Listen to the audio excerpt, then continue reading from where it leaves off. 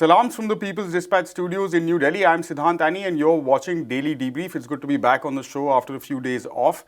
Today we're talking about UAE-Turkey diplomatic relations. We're talking about a US Navy oil spill in Hawaii and the sporting impact of the US diplomatic boycott of the Beijing Winter Olympic Games. First up, a delegation of the United Arab Emirates government officials is in Ankara today to discuss cooperation opportunities with Turkey's defense industry, a Turkish official has told the news agency Reuters on Tuesday. This comes shortly after the Crown Prince of Abu Dhabi and the major power center of the country, Mohammed bin Zayed Al Nahyan, better known by his street name MBZ, visited Turkey and met with President Recep Tayyip Erdogan. The new phase of closeness between the two countries marks quite a shift, as they've been on opposite sides of various political conflicts for many years now. For more on this, my colleague Prashant spoke earlier to NewsClick's Prabir Purkayastha. Let's listen in. Prabir, thank you so much for joining us. So, MBZ of the United Arab Emirates, one of the main pillars of the Saudi-led alliance in the past, along with the Saudi Arabian Crown Prince as well, recently visited Ankara, had a discussion with President Erdogan of Turkey. Now there's a defense delegation from the UAE, which is already also in Turkey. There are talks of the Turkish foreign minister and Erdogan himself visiting the UAE. Now, this is really interesting because we have talked about this many times over the past few years, how these two countries have been on completely opposite sides of so many conflicts in Libya, in Egypt, in so many issues, in Syria for that matter. So, how do we understand this sudden, I don't know if to call it rapprochement or whatever, but the sudden coming together of these two former enemies? Well, there are two sets of issues over here. One is, of course, that the United States is seen to be weakening in West Asia itself. So there is this larger picture of countries in West Asia who looked up to the United States to be their protector, to be their mentor, whatever you call it. They no longer believe that the US is a long-term support for them. And a lot of these are monarchies, or they are really dictatorial regimes like what we have in Egypt at the moment. So they do not look upon the United States anymore as a major prop. That's one change in this politics of the region. The second, of course, is the fact that Israel, who was seen to be America's closest ally, is seen to be not the only party which has military power in the region. Because Turkey has military power, certainly much more than Israel has. It doesn't have the nuclear weapons which Israel possesses, but nevertheless, in military terms, it's a much bigger player. And of course, Iran has emerged now as an important focus of also political power. Now, Turkey and Iran in the region are long-term countries which have wielded influence. The Turkish influence, the Persian influence has been a much longer influence over the region. So it's not surprising that these two powers are coming back in some form in regional politics in this particular. So let me repeat that these two countries are coming back into regional politics in a much bigger way, particularly with the quasi-partial withdrawal of the United States. Now, Israel wants to punch above its weight. It's wanting the United States to take out Iran. These are the things that are going on in the background.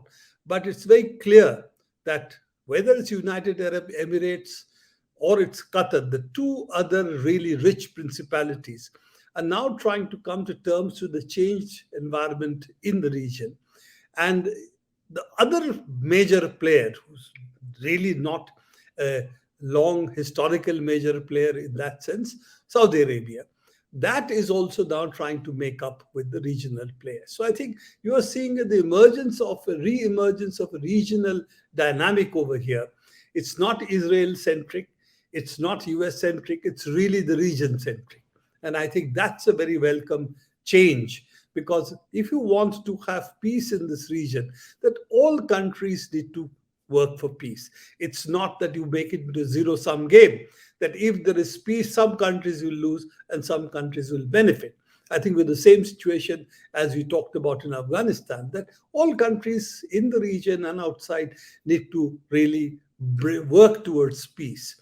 And the kind of tensions and wars only help outside forces. This doesn't help the regional powers.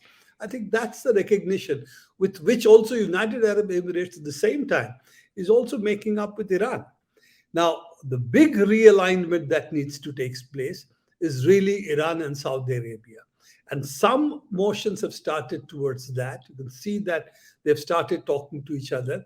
And hopefully, if they do, the other war in the region, which is Yemen, that hopefully can come to a solution.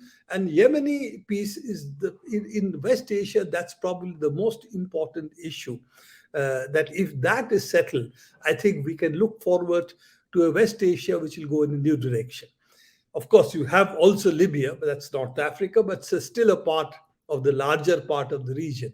And there again, whether in the United Arab Emirates, Turkey, Egypt will work together to solve the problem of Libya is the other question.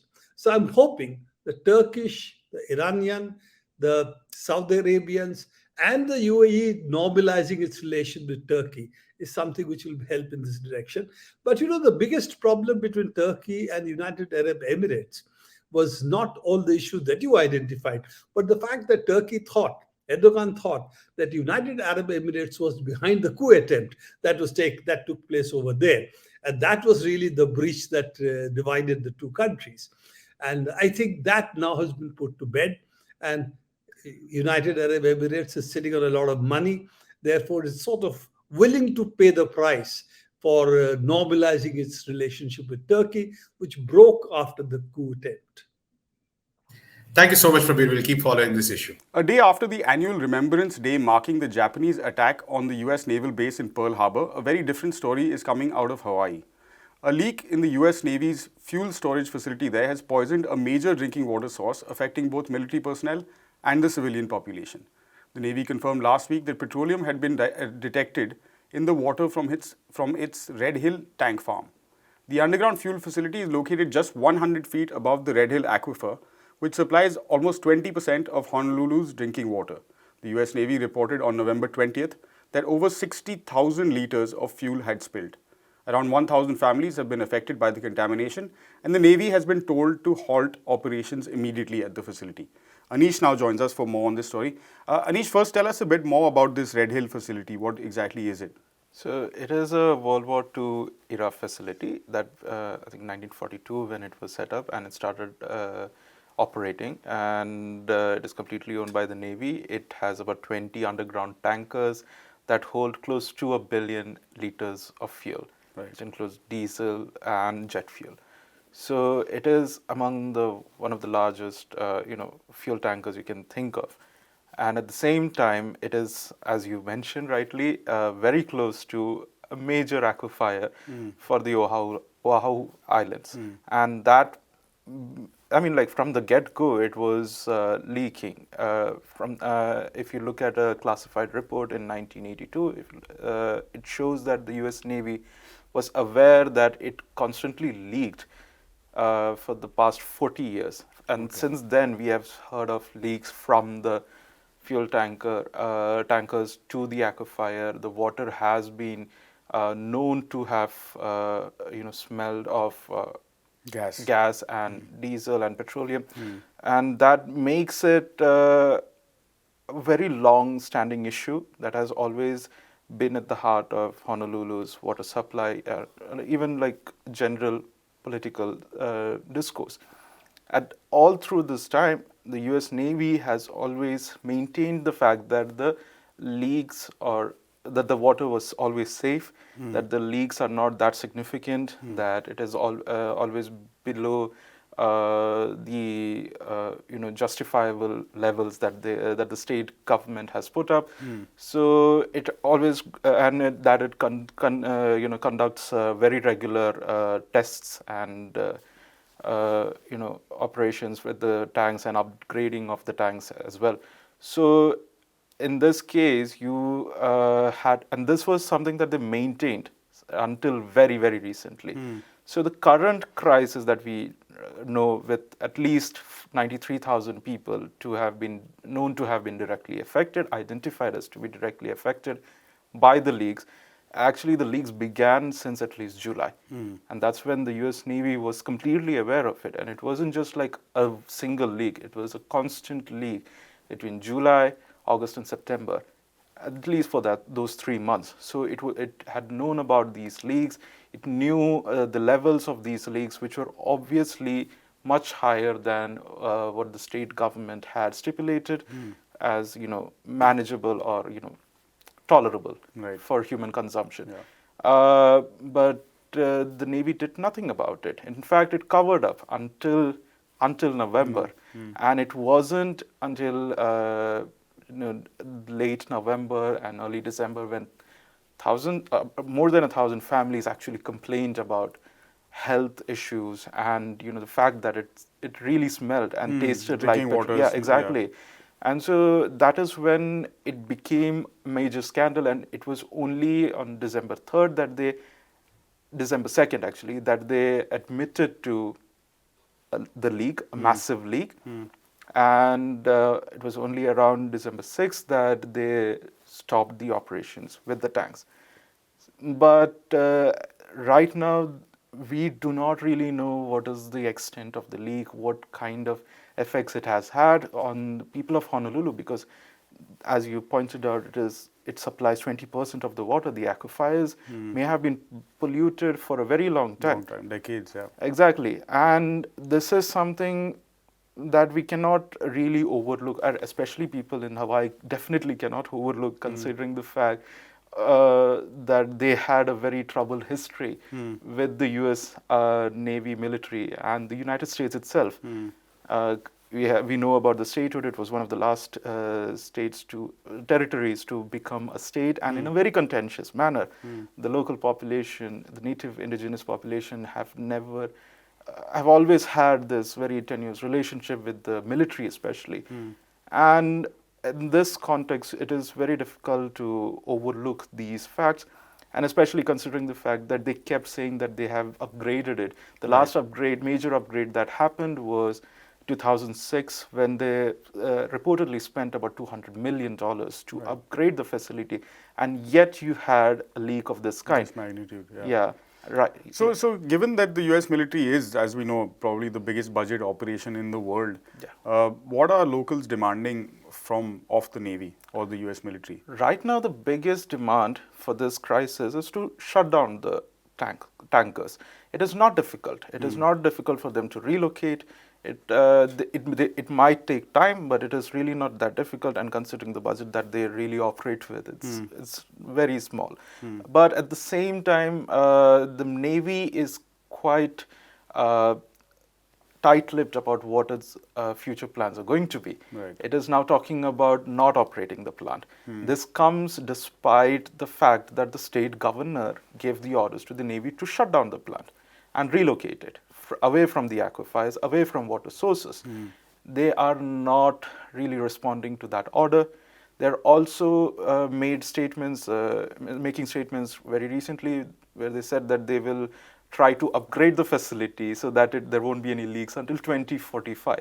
So it is trying to look for another few decades of that plant, of that tankers being operational in that area for a longer time, and with possible leaks into the water sources as well. So we are really looking at a very adamant kind of Navy that is not really responding to people's demands. But it has become a major issue, as I pointed out, considering the very tenuous history that US has with Hawaii. This is not going to be an issue that will die down very soon. And the number of people that are affected, which includes people, military-dependent families, and people who serve in the Navy itself and the base itself, this is not something that can die down that easily. Right. So keep an eye on this and let us know when there's an update in terms of what the Navy is likely to do with that massive oil facility. Finally, we're talking yesterday about the US diplomatic boycott of the Beijing 2022 Winter Olympic Games. Australia has jumped onto that bandwagon despite the risks that the formal boycott poses to its strained relations with China, which is of course its largest trading partner. Today we're going to be talking about the sporting elements of this boycott and what it means, and for that we're going to swap out Anish for NewsClick's sports editor Leslie Xavier to get a sense of what this means for the Olympic Games. Leslie, welcome back to Daily Debrief. Good to have you Yesterday, we were talking on the show about the diplomatic aspects and the political aspects of the boycott. Today, we're looking at it from a more sporting perspective. These countries, I mean, this diplomatic boycott itself is a new invention, and the countries are kind of looking to have the best of both worlds. What do you make of the sporting impact that this is likely to have on the games? I would say zero, because the games would go on, as the saying goes, and if I remember it right, ahead of Tokyo Games there were talks, and different reasons, of course, COVID-19 related reasons. There were talks about some teams not willing to take part. Whatever the valid points that they put forth, safety concerns, etc. And it hardly mattered, because the games went on, and the games served its purpose, what it stands for. It stands for a larger cause than distributing medals to people who come in or generating revenue for the host city. I mean, the games represents a larger function in the current human society and how the world moves and looks at. That is what it was envisaged for in the first place. Yeah. So that is where the problem with this diplomatic boycott comes in. It's because when this is taken and used as a tool to push forward whatever agenda or whatever gain that these countries are trying to achieve with this boycott, and non-participation, as far as I see, doesn't achieve anything. You have to be, and as far as a sports fan or a journalist who have been around these events and all that, I believe that officials not being there is better. Yeah. I mean, the lesser the officials, the better the atmosphere. So I think one of the main points also that came up in these discussions about a full boycott, as we have seen the US boycotted the Moscow Olympics, and then subsequently the Soviet Union did the same at LA. That was never really a possibility in this case, because of the kind of backlash it would have from athletes as well as from the sports community at large. Not presenting, but since we were also talking about having your cake and eating it too, I'm going to read a bit from the IOC statement, and I quote: "The presence of government officials and diplomats is a purely political decision for each government, which the IOC in its political neutrality fully respects. At the same time, this announcement also makes clear that the Olympic Games and the participation of the athletes are beyond politics, and we welcome this." So, Leslie, question: is sport beyond politics? Of course, it is not. So that's the biggest. And look at the quote, which is it attributed to? The IOC statement. This is attributed to the IOC. IOC. Yeah. So, I mean, so some official at the IOC that way, right?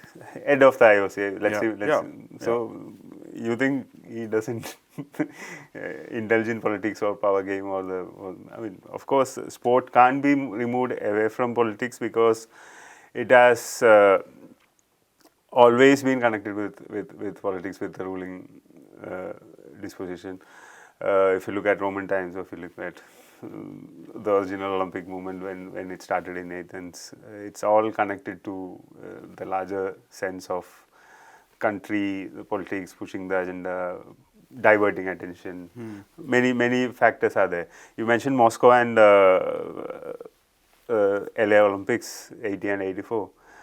I mean, the circumstances were different, of course, Cold War and whatever the East and Western Bloc politics that was happening at that point.